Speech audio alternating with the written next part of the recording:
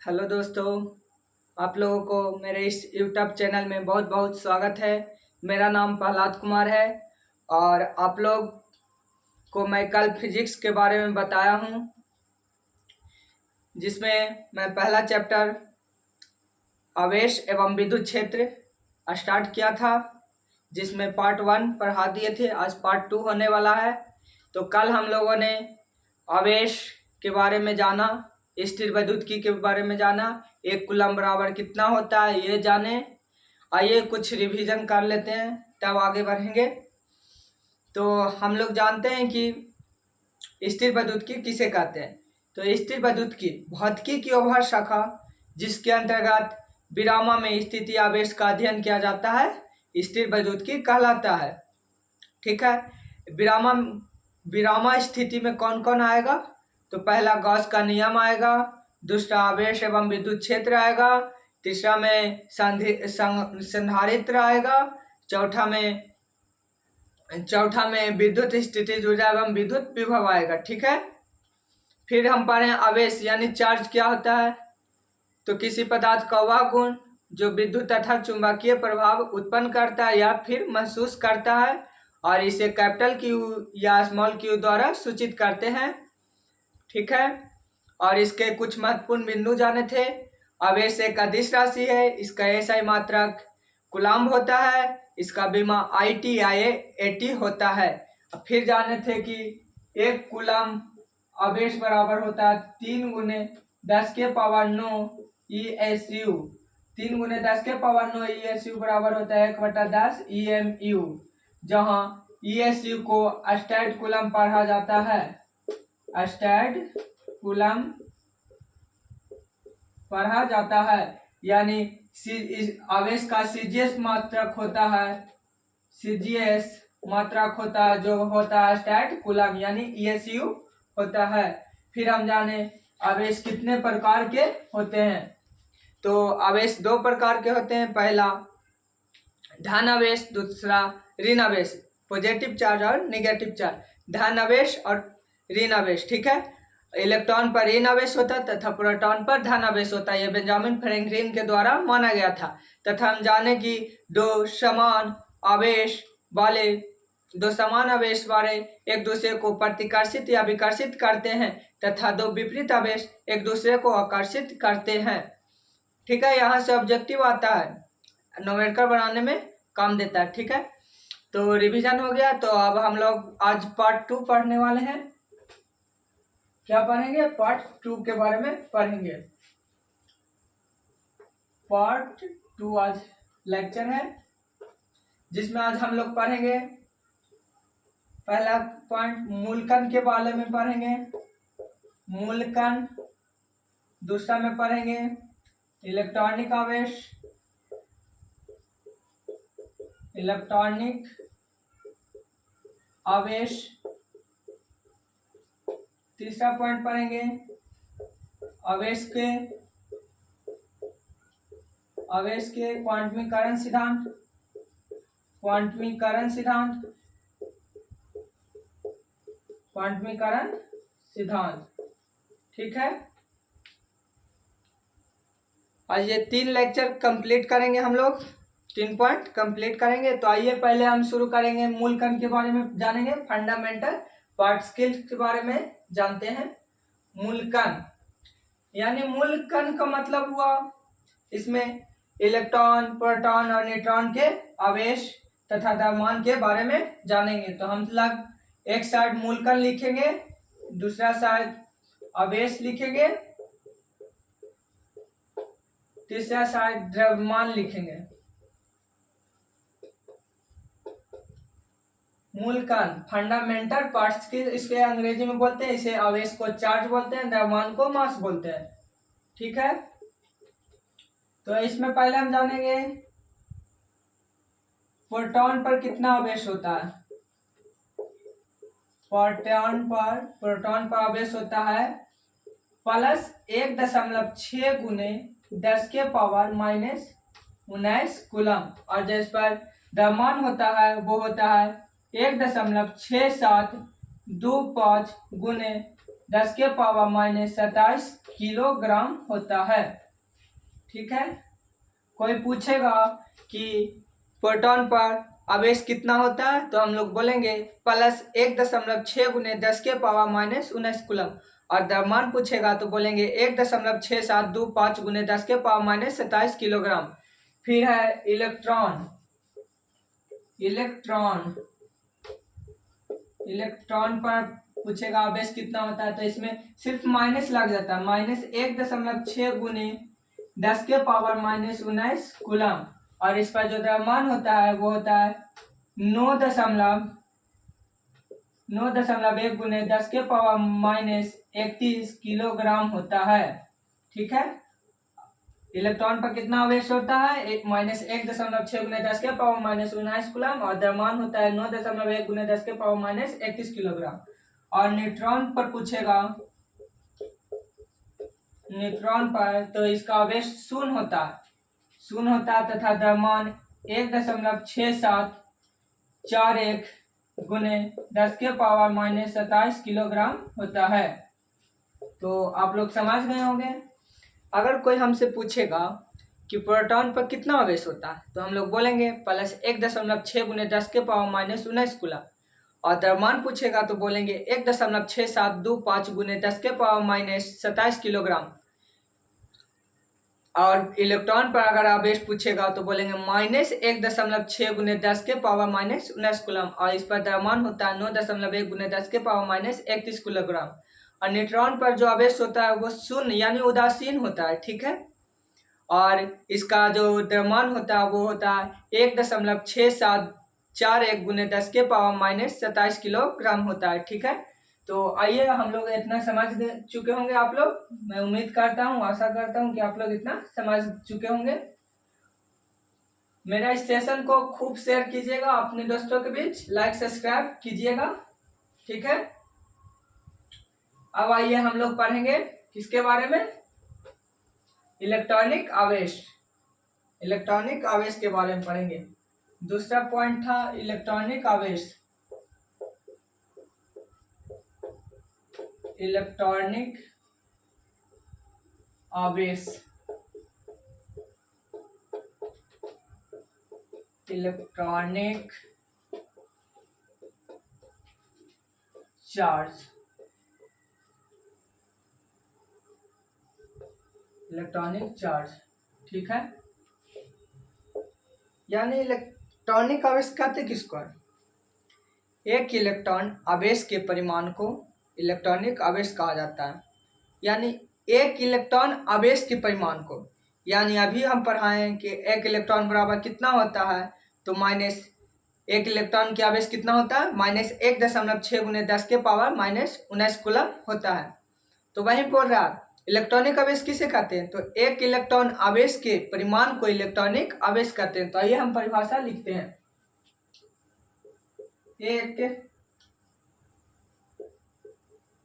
एक इलेक्ट्रॉन आवेश के परिमाण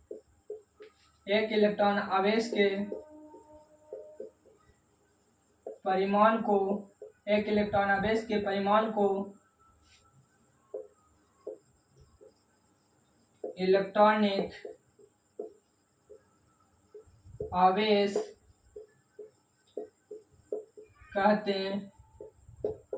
हैं। एक इलेक्ट्रॉन आवेश के परिमाण को इलेक्ट्रॉनिक आवेश कहते हैं। इसे ई द्वारा सूचित किया जाता है। ठीक है, और जहां ई का जो मान होता है वो माइनस 1.6 गुने 10 के पावर माइनस 19 कूलम होता है, या माइनस नहीं लगा सकते हैं। ठीक है, 1.6 गुने 10 के पावर माइनस 19 कूलम होता है। और इसका एक पॉइंट और है, यह पूरे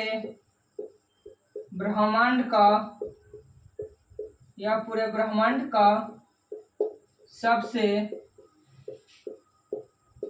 छोटा आवेश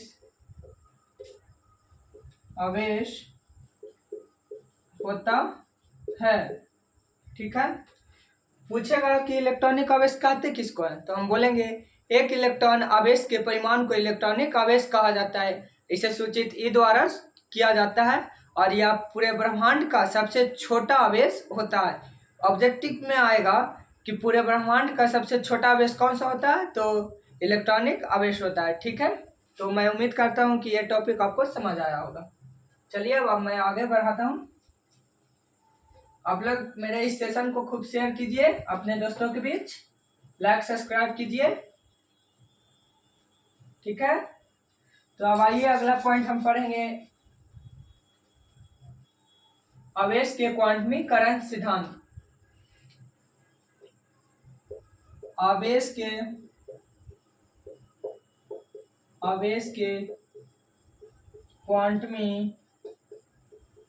क्वांटमीकरण सिद्धांत। ठीक है, अब आवेश के क्वांटमीकरण सिद्धांत होता क्या है?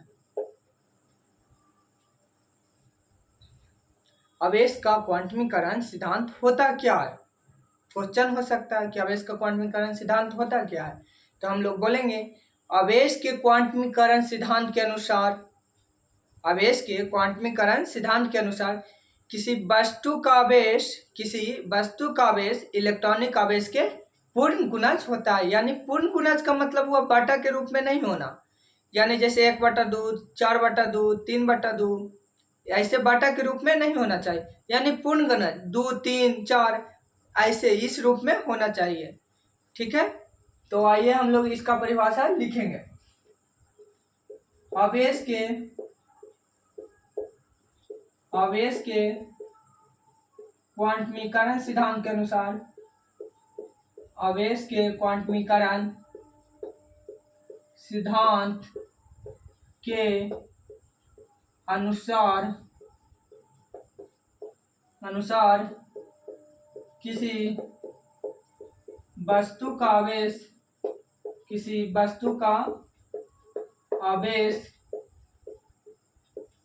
इलेक्ट्रॉनिक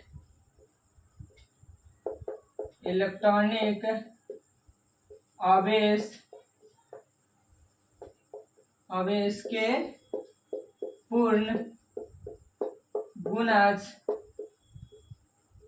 पूर्ण गुणज होता है।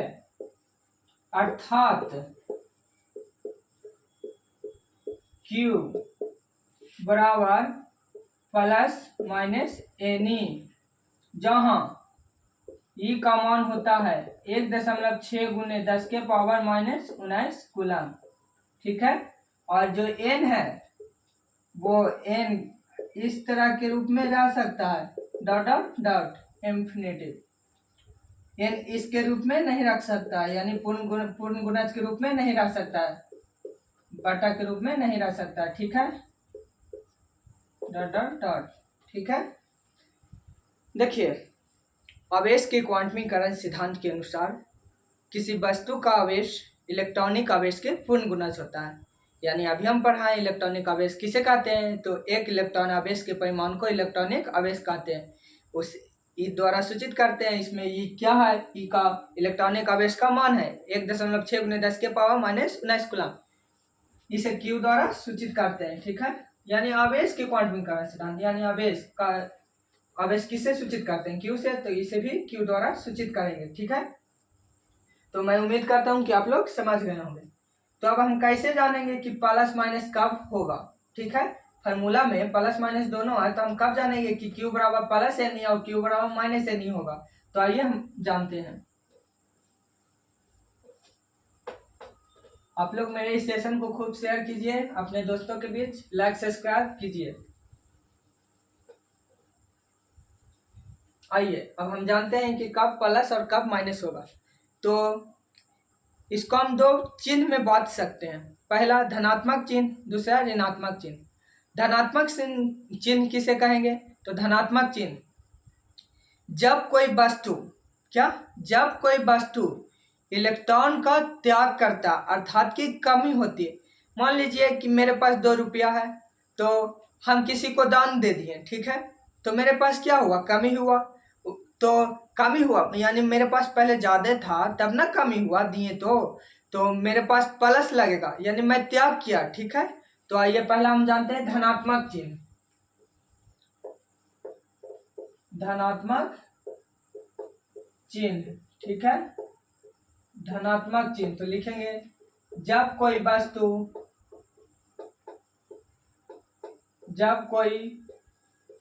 वस्तु इलेक्ट्रॉन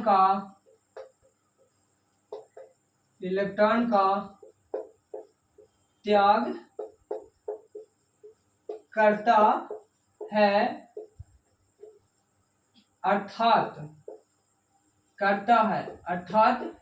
कि क्या होता है, अर्थात की कमी होती है, ठीक है।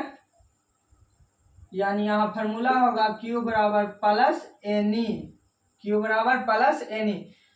क्यों प्लस लगा समझिए, जब कोई वस्तु इलेक्ट्रॉन का त्याग करता है, यानी मेरे पास 2 रुपया था और मैं किसी को दे दिया, तो क्या किया हमने, त्याग कर दिया, तो प्लस एनी यहाँ पर हो गया। दूसरा था ऋणात्मक चिन्ह,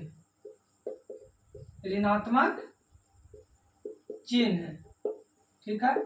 ऋणात्मक चिन्ह किसे कहेंगे, तो ऋणात्मक चिन्ह जब कोई वस्तु इलेक्ट्रॉन का ग्रहण करता है, यानी हम जिसको दिए वो मेरा पैसा को ग्रहण किया यानी रख लिया अपने पास, तो उसे क्या कहेंगे, ऋणात्मक चिन्ह। यानी ऋणात्मक चिन्ह अब किसे कहेंगे, तो जब कोई वस्तु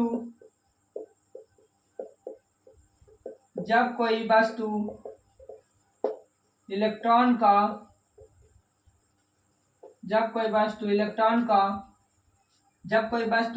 को ग्रहण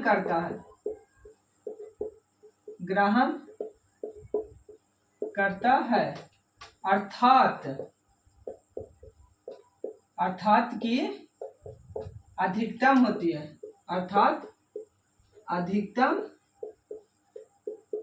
होती है, यानी जब हम उसको 2 रुपया अपना त्याग दिए, यानी 2 रुपये उसको दे दिए, तो 2 रुपया को ग्रहण करेगा तो उसको पैसा में वृद्धि होगा। और मैंने हमारा कोई दोस्त है, ठीक है, मान लीजिए हम और मेरा दोस्त है, ठीक है, मेरे पास 2 रुपया है, तो दोस्त मेरा बोला कि मुझे 2 रुपया दो, तो मैंने उसको दिया, तो मेरे पास इलेक्ट्रॉन की कमी हुई कि ना, हमने उसको दिया यानी त्याग भी किया, ठीक है। और उसने क्या किया, ग्रहण किया, ठीक है। तो ग्रहण किया तो उसके पास तो पैसा हो गया, 2 रुपया मेरे पास घट गया। यानी जब कोई वस्तु त्याग करेगा तो Q बराबर प्लस एनी लगेगा, ठीक है। दूसरा, जब कोई वस्तु इलेक्ट्रॉन ग्रहण करेगा तो Q बराबर माइनस एनी होगा। तो यहाँ फार्मूला होगा Q बराबर माइनस एनी, ठीक है। ई का मान होता है 1.6 गुने 10 के पावर माइनस 19 कूलम, ठीक है। ये दोनों फार्मूला बहुत इंपॉर्टेंट है, न्यूमेरिकल आगे बनाएंगे तो ये काम करेगा। तो ठीक है, आप लोग इतना समझ गए होंगे मुझे उम्मीद है। और मेरे इस चैनल को खूब शेयर कीजिए, लाइक कीजिए, अपने दोस्तों के बीच खूब शेयर कीजिए। देखिए तो अब हम लोग बनाएंगे न्यूमेरिकल इस पर, ठीक है। तो आइए देखते हैं।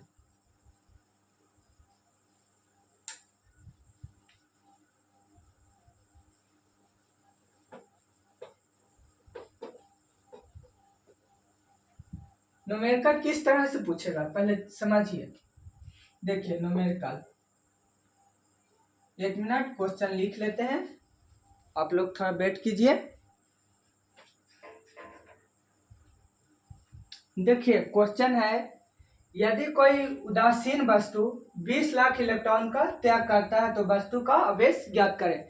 इस तरह से अगर न्यूमेरिकल रहेगा तो यहाँ पर देखिए, यदि कोई उदासीन वस्तु 20 लाख इलेक्ट्रॉन का त्याग कर रहा है, यहाँ क्या कर रहा है, त्याग कर रहा है, तो कौन सा फॉर्मूला लगेगा अभी बताएं। जब कोई वस्तु इलेक्ट्रॉन का त्याग करता है तो Q बराबर प्लस एनी लगता है, तो हमें फॉर्मूला पता हो गया। तो लिखेंगे, दिया हुआ है, हल में लिखेंगे दिया हुआ है, क्या दिया हुआ है, यदि कोई उदासीन वस्तु 20 लाख इलेक्ट्रॉन का त्याग करता है, यानी n का मान दिया हुआ है 20 लाख। कितना, 20 लाख। 20 लाख को हम इस तरह से लिख सकते हैं, इस तरह से भी लिख सकते हैं, इसको इस तरह से लिख सकते हैं, 2 गुने 10 के पावर 6, ठीक है। और हम लोग जानते हैं ई के मान होता है 1.6 गुने 10 के पावर -19 कूलम, ठीक है। तो हम इससे पूछा क्या, तो वस्तु का आवेश यानी क्यू ज्ञात करना है, क्यू बराबर वाट, क्यू बराबर वाट यानी क्यू पूछ रहा है, क्या पूछ रहा, आवेश। तो क्यू बराबर हम लोग फार्मूला जानते हैं, यहाँ प्लस वाला लगेगा क्योंकि बस इलेक्ट्रॉन का त्याग करता है, तो 20 लाख इलेक्ट्रॉन का त्याग कर रहा था, यानी क्यू बराबर प्लस एन ई, यानी प्लस एन का मान 2 गुने 10 के पावर 6 गुने ई का मान है 1.6 गुने 10 के पावर -19, ठीक है। तो देखिए गुना करते हैं तो 16 दूनी 32, 3.2 गुने 10 के पावर -13 कूलम, ठीक है। यानी क्यू बराबर 3.2 गुने 10 के पावर -13 कूलम होगा, ठीक है। यानी वस्तु का जो आवेश होगा 3.2 गुने 10 के पावर -13 कूलम होगा आंसर, ठीक है। इस तरह से न्यूमेरिकल रहेगा। आइए ग्रहण करने वाला देख लिया, अब त्याग करने वाला देखते हैं। यदि कोई वस्तु 30 लाख इलेक्ट्रॉन को ग्रहण करता है, ठीक है, त्याग के जगह पर ग्रहण कर दिए, ठीक है, यहाँ मान भी चेंज कर दिए। तो देखिए यदि कोई वस्तु 30 लाख इलेक्ट्रॉन को ग्रहण करता है, यानी क्या कह रहा है, ग्रहण, तो कौन सा फॉर्मूला लगेगा, तो क्यू बराबर -ne, तो कुछ नहीं करना, सिर्फ क्यू बराबर यहाँ -ne की कर दीजिए, यहाँ 20 की जगह पर 30 दे दिए, तो यहाँ 30 कर लीजिए, यहाँ भी 30 कर लीजिए और यहाँ भी 3 कर दीजिए, ठीक है।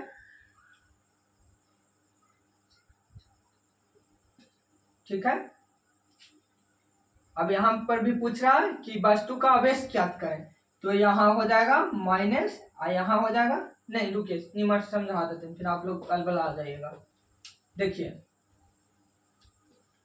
ई का मान फिक्स रहता है, ई का मान इतना ही होगा 1.6 गुने 10 के पावर -19 कूलम। देखिए दिया हुआ है कितना, यानी एन का मान दिया हुआ है 30 लाख, कितना 30 लाख, 30 लाख को लिख सकते हैं 3 गुने 10 के पावर 6, ठीक है, या इसको ऐसे भी लिख सकते हैं 2 3 4 5 6 10 लाख, ठीक है, इसको इस तरह से भी लिख सकते हैं, ठीक है।